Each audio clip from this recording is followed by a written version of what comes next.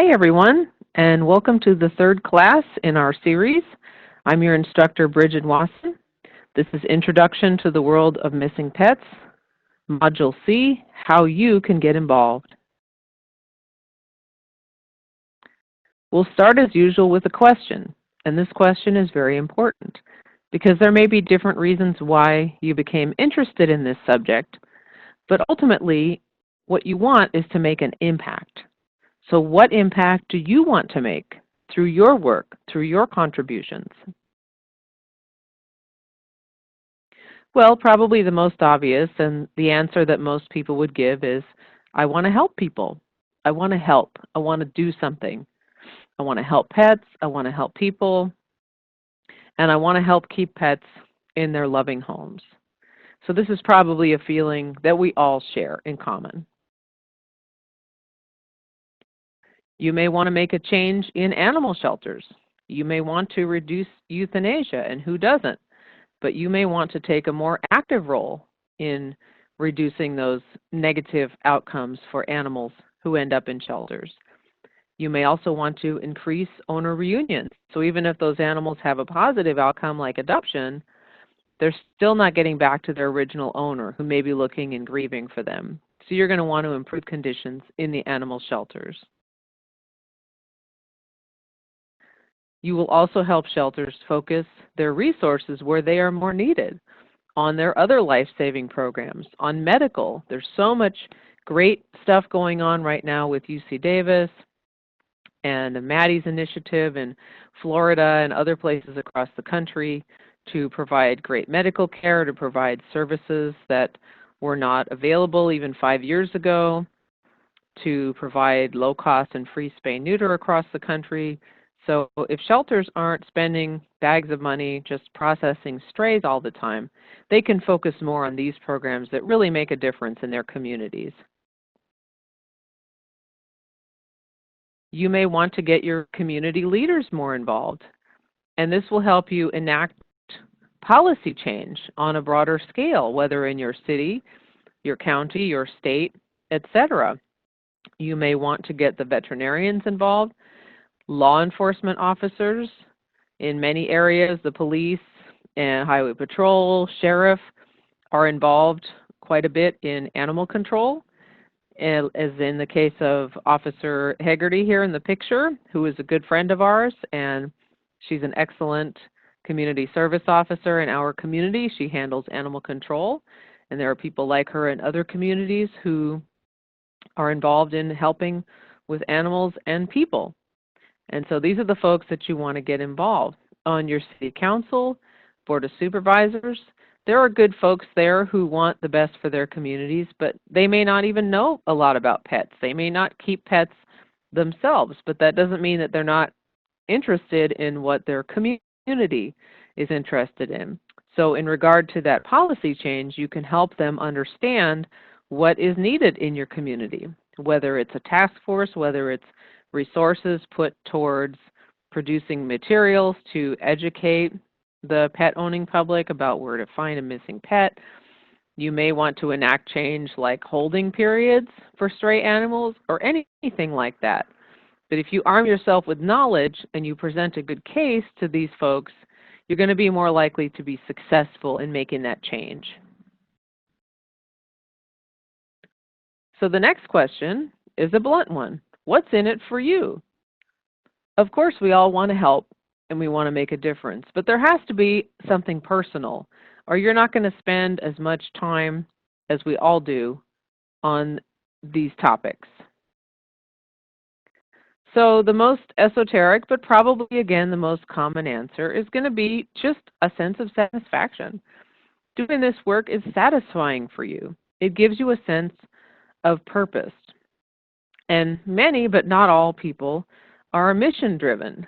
And a lot of us in animal welfare and also those who help children, homeless, drug addicts, whatever your niche is of helping, it gives you a sense of satisfaction. So you've got to get that out of it. You've got to feel like your work is needed and it's meaningful and it's making a difference.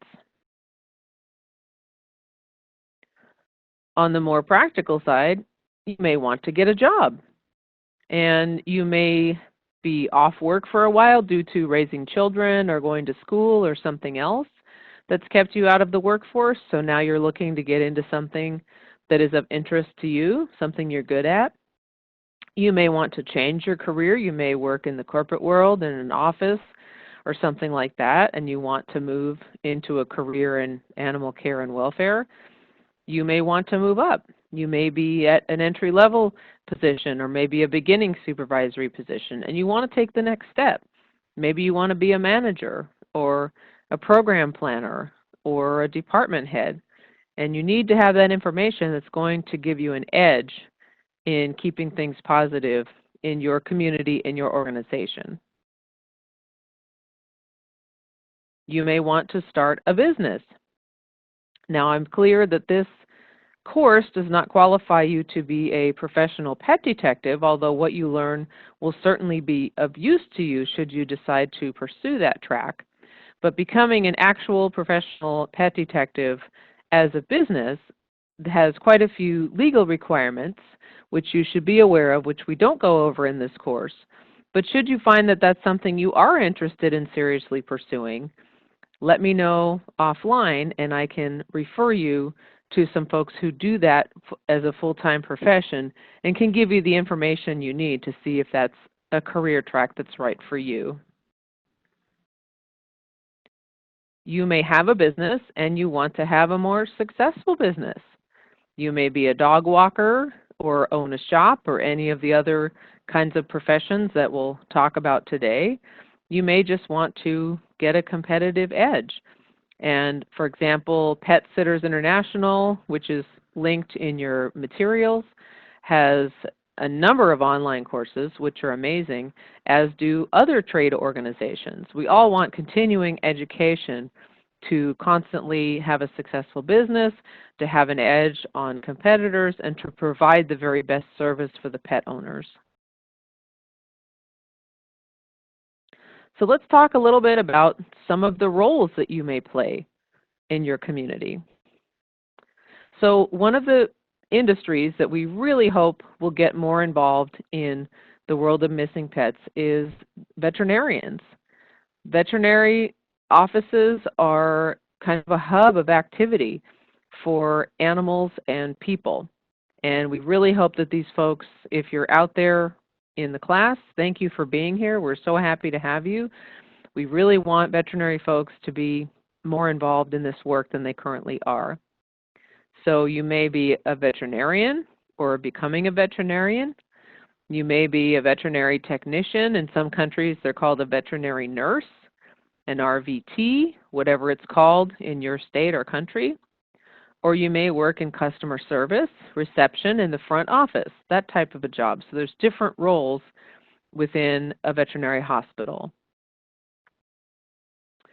So if you are a veterinarian, you are seen as an authority.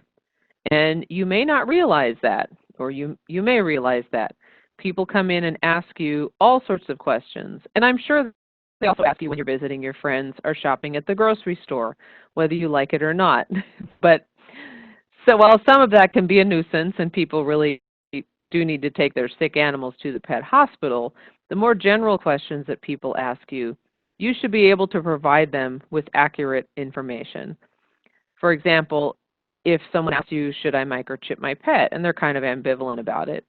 If you tell them, well, it's up to you, they probably won't. But if you suggest that they do and give them some reasons why, they probably will do it. Your words hold a lot of weight. And as people come in for their exams, as they have a new pet, a new puppy, you can advise them. Even a 5-minute conversation could make the difference of that animal getting lost in the future and never found, or not getting lost. So you really have a key role in your community, and not just in the hospital. Most veterinarians are involved in other aspects of their community. They may serve on the boards of nonprofits or advisory boards for the city, and et cetera. So you have the potential to have a wide influence on the pets and people of your community. As a veterinary technician, you interact a lot with the clients. Now the veterinarian, him or herself, may be busy a lot. They may be in the back. They may be doing surgery and treatments. So very often you're the one bringing the animals in and out. You're the one giving the post-surgery instructions, the medication, and etc. So you have a lot of opportunity to interact with those pet owners, and I'm sure they already ask you a lot of questions. So this is a good time to give them the good advice that they need. It's a good opportunity to bring up subjects, whether it's microchipping and tagging, whether it's responsibility aspects like keeping the dog on a leash, training. There's so many things that you can tell people that are going to help. Also, you're going to network with others in your field. Most veterinary technicians pursue continuing education, go to different classes, either at the college or online classes. You're going to be going to conferences and other types of events. So you also have the potential to influence a lot of your peers to get involved in this kind of work. So in customer service, you are the face of the veterinary office. When people come in, you're the one they talk to. When they call on the phone, you're the one who picks up the phone. You also do the email or whatever other ways that the clients will contact you or different people in the community will contact you. So for you to have the right answer when they ask you a question is super important. You also may be handling lost and found records. Now, some veterinary hospitals, like the one in my small town, actually will hold stray pets for at least the first day of their stray hold, because the shelter they will then go to is 45 miles away. So, of course, they're much more likely to be reclaimed closer to home. So this is a really good thing. You may also have a lost and found board or something like that. So you have the opportunity to keep that organized, to call people and follow up, to give them a tip sheet, to do a lot of things as those folks come in and out, rather than just taking the flyer and pinning it to the board. There's so much more you could be doing that will really help people. So there's so many different kinds of pet care providers that we're not going to go into them all, or we'll be here all day, but I'm just going to talk about a few. The pet sitter, the dog walker, and the groomer. You may also work in a shop. You may sell pet food, supplies, clothes. There's any number of things you may be doing. You may be a dog trainer, a private dog trainer, training classes in a store. There's so many different things that you could be doing, but the aspects of those jobs are going to be similar in regard to missing pets. So as a pet sitter, you have an enormous responsibility in ensuring the security of your clients' pets. And unfortunately, we have seen some stories in the news lately of things happening to animals. And this has happened not that many times. You have thousands of pet sitters across the country taking good care of animals with no problems for years and years. But one thing happens, and boy, that story will get around. So we really want to avoid those things happening. A lot of people don't realize as well that animals will behave differently when their owners are away. And so you need to know that, especially if you're a newer pet sitter. When people claim, they swear up and down that their dog can be off leash out in front of the house or walking or whatever, and they never leave their side, that's fine for the client when they're at home, but not for you. You should never take a dog off leash in any place other than a completely fenced and secure area, despite what the owner may claim. Dogs and cats and other kinds of pets may be freaked out. I've had, as a pet sitter myself, I've had cats not want to come in the house when the owners are gone.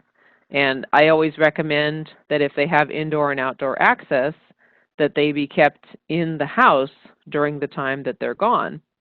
But people sometimes don't want to do that. They say, well, they just, they have to be able to go outside or they'll be unhappy. And I had one situation many years ago where I actually never saw the cats, so I was really quite worried. And raccoons got into the house and completely trashed the house. It looked like the place had been robbed. So people don't realize, so it's not just their pets, it's the other critters in the neighborhood who know that the house has been vacated, come in and make trouble. Now you also have the opportunity to educate your clients. Whenever we meet a new client, we always ask them if their pets are microchipped. And the answer is more often than not, I think so.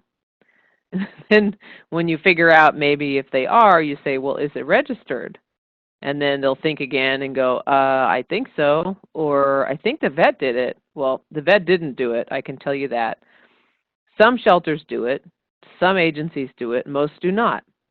So there's a lot that people don't know about microchipping and other subjects. The pet may be wearing a collar but no tag on it. Why bother with the collar if there's no tag?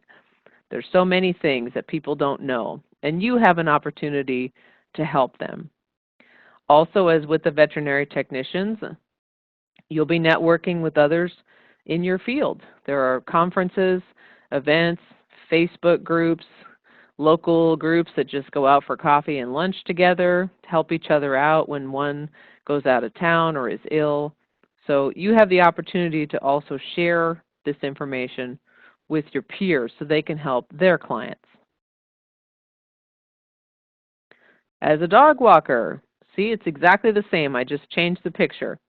So basically the same kind of opportunities you have as a dog walker. I just thought I'd mention this separately because many of these recent news articles have involved dog walker. Because as a dog walker, you are at a much higher risk because you are taking animals off of their property. You're taking them walking away from the house. Perhaps you're taking them in a vehicle to a park or some other location where they're going to go for a walk or a hike. Many dog walkers walk multiple dogs, and this can be quite hazardous if you have more than you can control, if you lose control of the situation.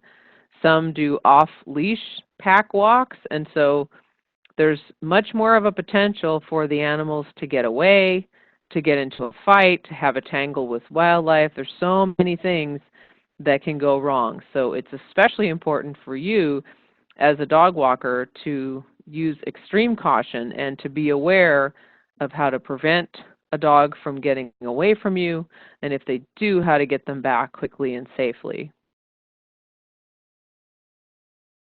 So as a groomer, so this picture here, this is actually a little dog at the groomer from two good folks who used to work in animal sheltering who now have a very successful mobile grooming business.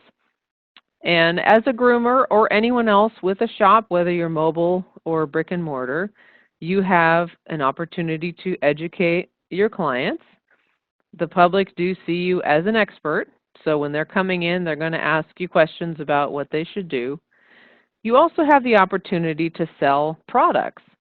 So you may sell ID tags. As a groomer, you probably don't have time to do microchipping, although legally, at least in the state of California, anyone can do that, probably the same across the country. But you can sell the ID tags, and this is something that's promoted for different shops as some extra money.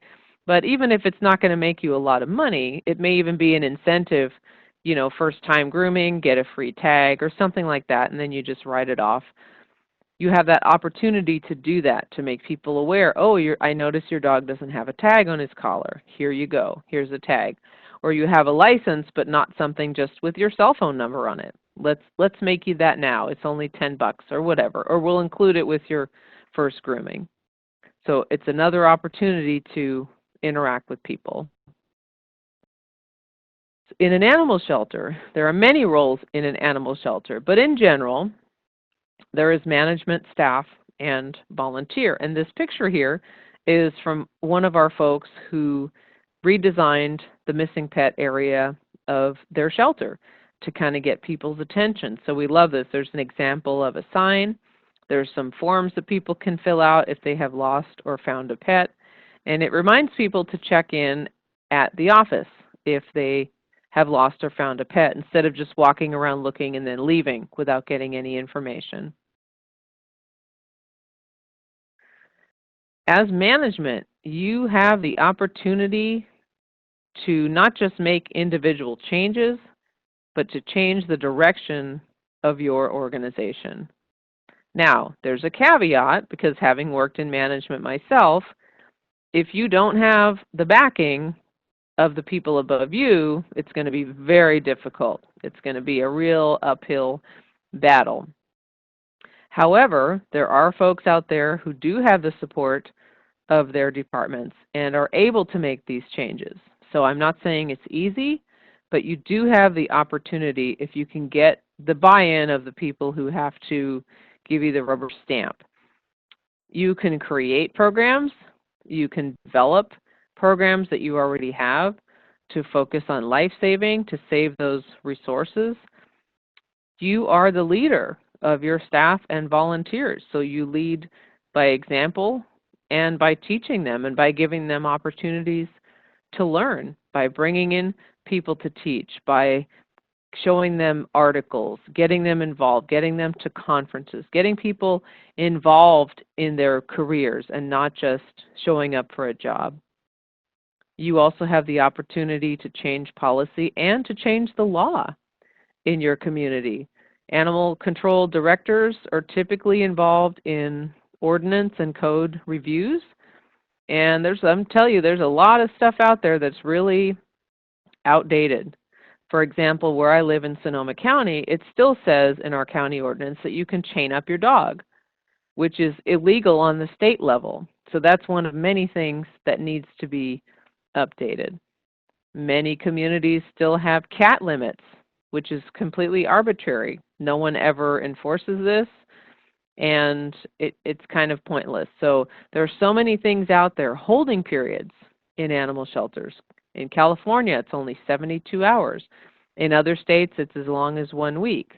So these things really vary. They're all over the map, and there's really very little data or science to back up why it's that way. Most of these laws are just arbitrary. It's just what the people at the time thought was a good idea. And unfortunately, the time for a lot of these laws was like the 60s or 70s.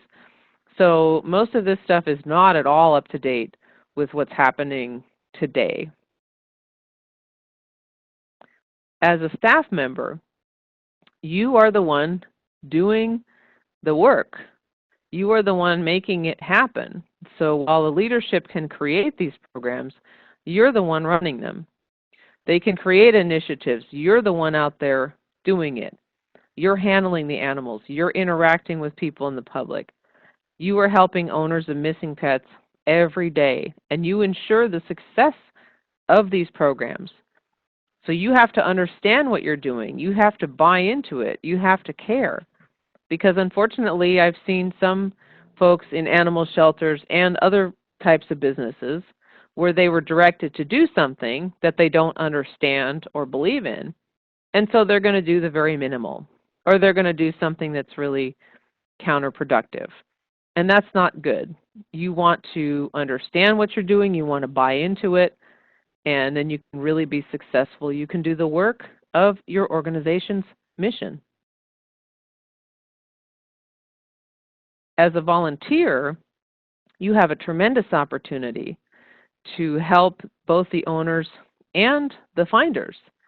Now, in some shelters, lost and found departments are completely run by volunteers, which I think is great, because while I believe that staff should be involved or should be overseeing such programs, staff are very busy. They're processing adoptions, they're processing dog licensing, they're doing many other tasks that aren't necessarily lost and found. Whereas if that's your job as a volunteer, you can focus on that 100%. You have the time and the freedom to help people. In other words, you're not restricted by the description of your job or your job hours. And you may take it upon yourself to call people a couple extra times, or to try to assist people, reach out to people who really need your help and help them get their pets back. For rescue groups, now rescue group is a general term, and by that I could mean groups that, for example, take kittens from shelters and raise them and put them up for adoption. So groups that do fostering and pulling of animals, groups that take animals that need behavior help, like dogs that are shy or scared, or that simply take animals from shelters that are overcrowded, that just need to take them and place them up for adoption, etc. There are groups that work in the community doing TNR of cats, doing vaccination clinics, giving out microchips. There's so many things that a rescue group can be. So it's not just about adoptions. But the difference between a rescue group and a shelter is that the rescue folks are in the community. They're usually not in a facility. You are boots on the ground, out in the community. And what's significant about this is you are interfacing with people who may never go to an animal shelter. Now, it may be hard for those of us who've worked in the business to believe, but there are people out there who've never heard of an animal shelter, who have never set foot in one. And there are some who know about it but won't go because they say it's too sad, they can't stand to see the animals in cages, and so they just won't ever go. But if you are out there in the community interfacing with people, you can help them. You can give them information they need. You can empower them to help others, to help their neighbors. You can also physically search for missing pets. This may be part of what you do for people as a volunteer. So if, say, someone just doesn't know how to search, or maybe they're elderly or disabled, you can come to their home and help look around the property. For example, if they're looking for their cat, you can look under the house. You can do things that maybe they can't physically do or they don't know what to do. Now, this picture here is from our friends at Outcast Cat Help here in Northern California. And in this picture, they're teaching a class on trapping to a group of volunteers. And they have been very active in helping the cats and people involved in the recent devastating fires here in Northern California. And they have recovered, I wish I knew the number off the top of my head, but quite a few cats have been found, and thanks to pictures and physical descriptions as well as microchips, they've been able to get a great many cats back home to their families. Their families who may have left the area because their house burned down, and maybe they were renters, so they'll just never come back again. You may be an independent volunteer. So some examples of this, or you may not want to get involved with some big organization or be at a shelter, but you just help people in your own neighborhood, your own neighbors, people from your church, your social club.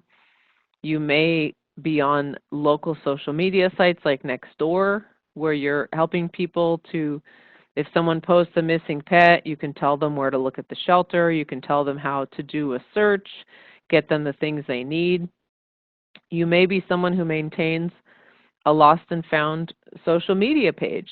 And Vallejo's Lost Dogs is an example that we like to use of a page that is very successful. It's very local. It's just one city and a little bit of the neighboring city.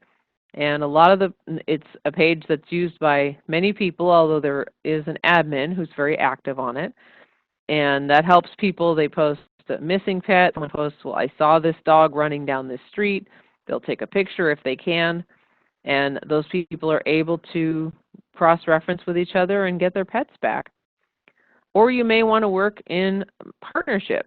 So, for example, you may be somebody that fosters animals. You don't work in the shelter, but maybe you foster young animals or animals that are scared or need a little health or behavioral treatment.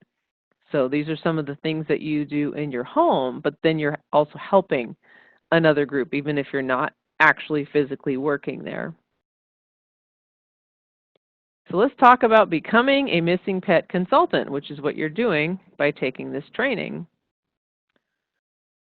So by becoming a missing pet consultant, there's a few things that you're going to be doing. You're going to be helping prevent pet loss in so many ways, whatever role you choose to take on. You are going to help to get missing pets home back quickly. So hopefully they won't go missing, but if they do, people will know all the things that they need to do to get them back home quickly and hopefully keep them out of animal shelters or get them out of there as quickly as possible before they get sick or to any other unknown fate. And you will have a significant impact on the people and pets of your community and beyond, because everything you do will be seen by other people who may emulate you in their community and learn from you. And